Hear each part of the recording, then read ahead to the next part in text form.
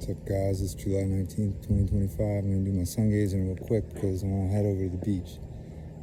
It's pretty up there. And I'm starting to push it a little bit. I'm not trying to get crazy with it. I know you don't have to. But, man, it's on up there. I'm going to squint some. I'm not going to open my eyes real big. But, move the phone closer to my face so you can hear me better. I don't want to talk too loudly. But yeah, I'm not going to look directly at it. I'm actually, at the moment, I'm squinting and I'm looking under it a little bit, around it. But it's only out of a sense of caution. My instinct tells me that I could look directly at the sun to no ill effect. To the contrary. But I've only been doing it for 10 months, so I'm taking it very slowly, very cautiously. Sun gazing. Some call it red light therapy. It's the whole spectrum. I'm talking about the ether and all this stuff. It's like the Emerson effect should be a clue of the ether. The red light effect. The compositional makeup of red light is no different than any other colored light. It's just a different frequency.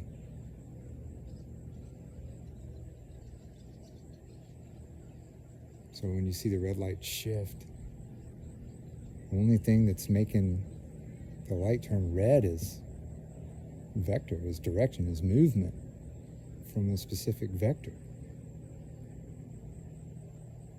There's no chemistry happening, there's no synthesis, there's no fission happening.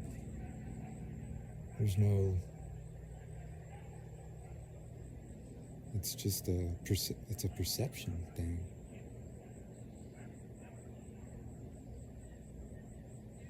But nothing's really changing except the way we perceive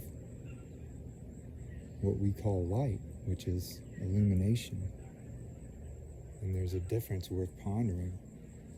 And the relationship between light and illumination is that of principle versus attribute. And it's an important concept for metaphysics. And not just, this is the earliest text. I'm talking about literally the earliest texts, which is like original Buddhism, King of Shuk. That's written in Sanskrit. It's way older than the Bible. And why is any of this old stuff worth talking about? Because it describes the nature of light, for example, and the nature of the cosmos, and the nature of consciousness, and our relationship, and the relationship thereof, between, let's see, consciousness, cosmos, just philosophy, just unified theory in general, the unification of everything. And I see it.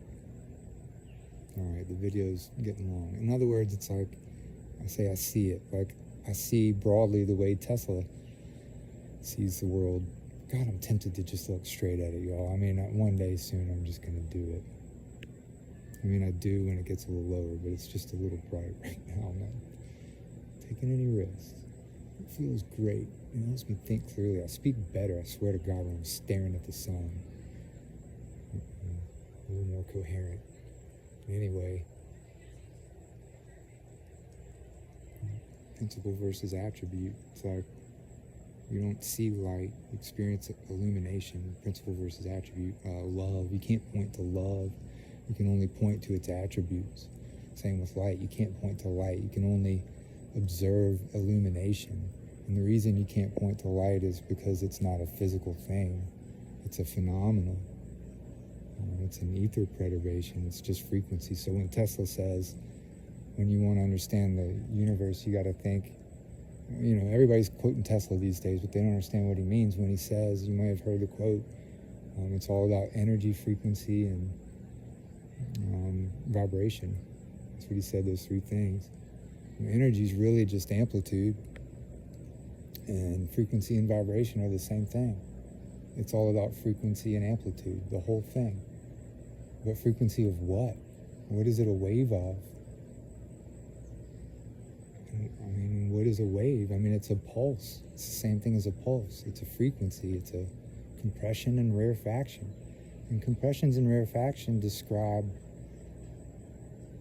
pressure mediation. They don't define anything material at all. It's just about movement and pressure, back and forth, compression and rarefaction. And we don't ask ourselves what it is that's compressing and rarefacting. Is that a word? At all. And I understand what Tesla meant now, thanks to metaphysics, specifically Ken Wheeler at Theory Hypothesis, y'all. One of his best students, pretty sure. I have no idea, but I'd like to find out. I need to find the others. It's all I can think about anymore, because it's, and obviously what I'm thinking about is important because it's the earliest known text and it's been around for a long time and it's the most important thing ever and nobody knows about it, and that's really nuts.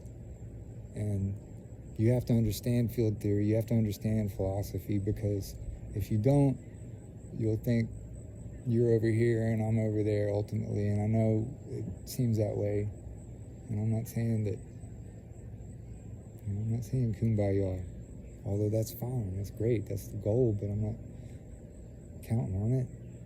I'm not preaching that. I'm just talking about physics.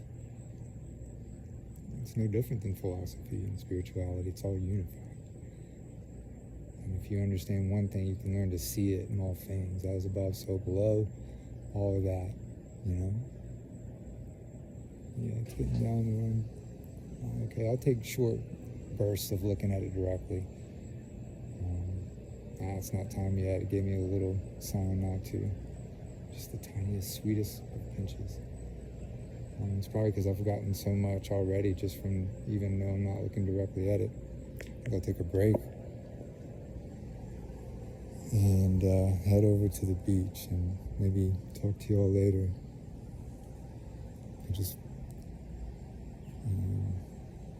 All the physics is based on the assumption that light has a speed when light doesn't have a speed, because there's no light coming out of the sun.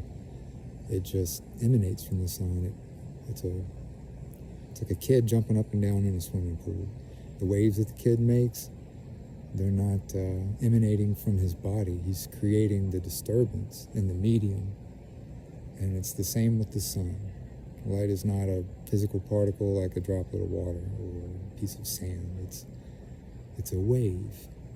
And again, I'm just going to keep repeating myself. A wave of what? By what? Upon what? Ken is the genius of our time. And I can't believe I realize it. And I have to make these videos to try and resonate with him, and so he's not the only one. Even though I'm not,